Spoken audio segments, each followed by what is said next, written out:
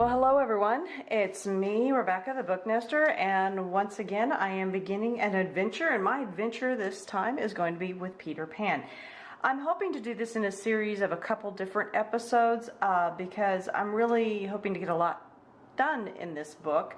And one of the things that I'm doing is getting to use my brand new, well, they're new to me anyways, my Derwent Inktense pencils.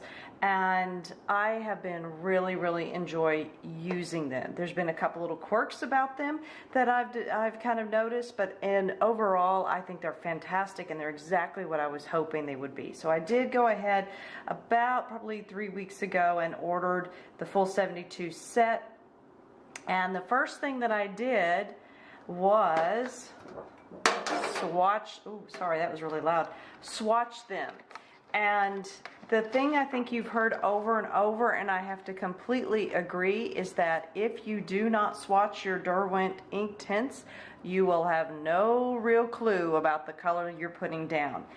I've also found it's been fantastic for choosing just the right colors and for kind of finding the different shades that I may want to use. You know, knowing the difference between, let's see, 2100, which is here, and 2110 and 2120.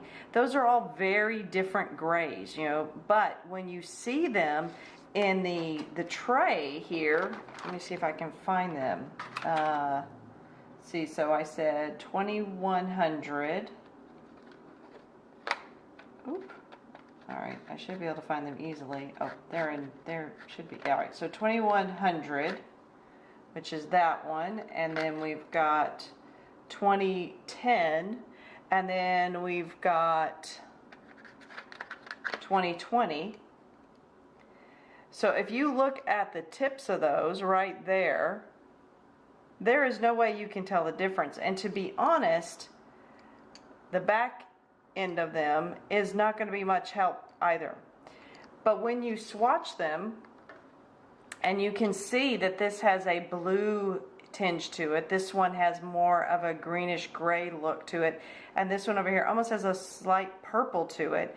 It really shows you the difference. So if you do get Inktense, I would think that, you know, watercolors are the same.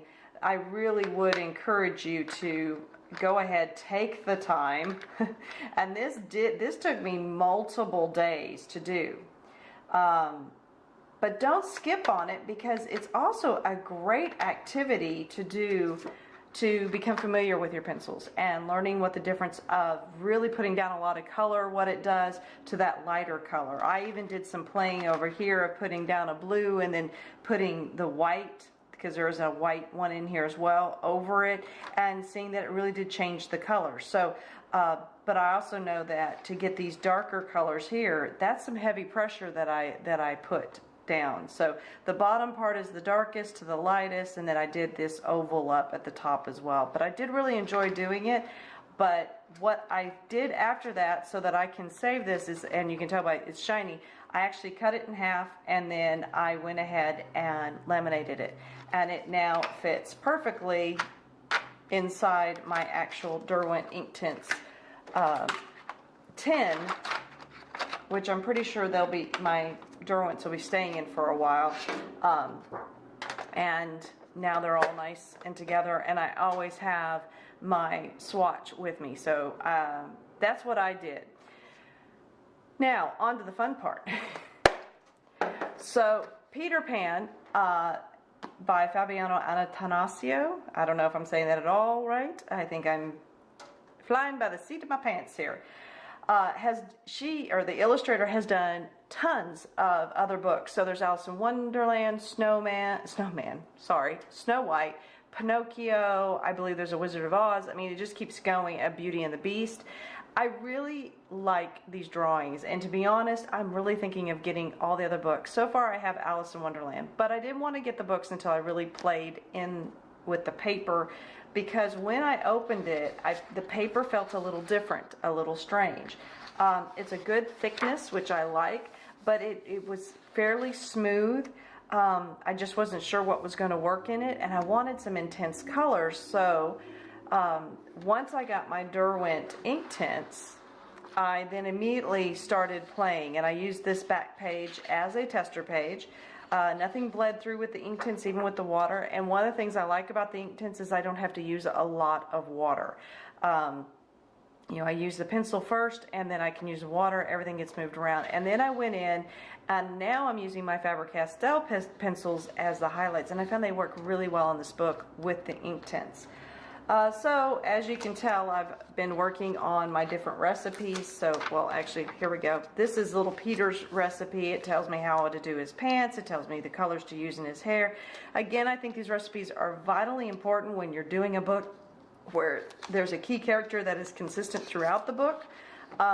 And so let's just kind of go through and see what I've done so far. I want to start with the very first page that I did, and this is what really told me that the Inktense and the Inktense and the Faber-Castells were going to work really well.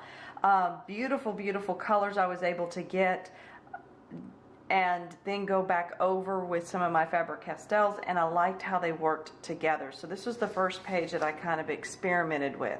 Again, I love these drawings. They're just adorable. Subsequently, right now, just get you caught up, I have been playing along in it. And this was one of the full first pages. It still is not done. I still have a lot to do over here in the corner, but again, kind of going through and trying to really work on Peter Pan and get him consistent throughout. A lot of fun, a lot of goals, but again, all of this done first with Inktense to get some of these different hues, and then now I'm going back in with my Faber-Castells to deepen it and get the shadows, more of the shadows that I want. Here I've even experimented with doing the wall and the back, and so this shows you how even with those colors I can do a large area. What's nice is then I can go in and put little shadows on there, and then of course I used it down here for the flooring, and really love because I went in with different colors of brown for the flooring, did some, I already put in some highlights and lowlights, and will be of course doing even more. Peter here has no Faber-Castell on him at this point. He is just purely with the Inktense. One of the things I like about this book so much is it's easy just to kind of keep going through it, and if all I want to do is just the Inktense and I don't want to go in with my Faber-Castells, or maybe I only packed my Inktense since I've been going between places quite a lot, there's plenty for me to do with just the Inktense and start putting down the ideas and kind of figuring out what colors I'm going to do with the different pages. So I've been really loving that. I have not done Tinkerbell yet, but my goodness, isn't she gorgeous? You're gorgeous, you little minx, you little pixie minx. The most recent one I've been working on is my Dastardly Captain Hook, and I'm really happy with how it's going.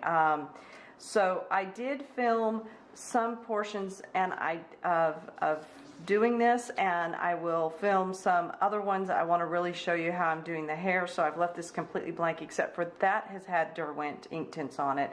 His hat has had no shading. The only thing that's kind of getting close to being finished is his sleeve, though I want to go in and do some more with the gold. I need to do some more shading with that. And I'm really looking forward to doing his hook. I'm hoping that that's going to come out. And then, let's see, the only other things I've done, and again, just when I have a moment or time with the Inktense, it's really cool because I can just go in and kind of mess and look at my shading, and then I'll go in with Faber-Castells and kind of really pull that all together. And the same thing over here. We've got a night sky that I was playing around with.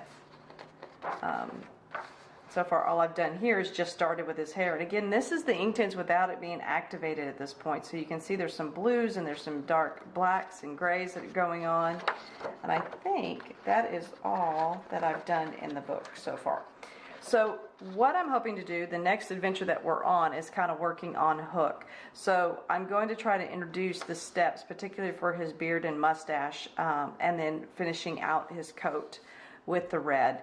And then I think at some point we'll do a actual whole page here, because this is yet another chance to do, dare I say it, silvers and golds with all this, and then maybe even some gemstones. So and a ring or two. All things that are fairly difficult in one page. Woohoo!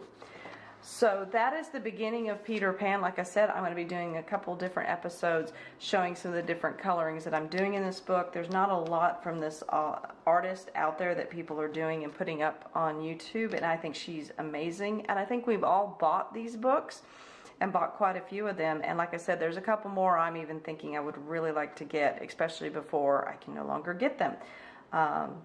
So that is what I'm going to be working on. I hope you can stick with me, and hopefully I can give you a couple pointers of what I'm doing. And if I start fumbling along the way, I hope you're there to give me some pointers on what I can do here in Peter Pan. So as I keep saying all the time, keep coloring those pages.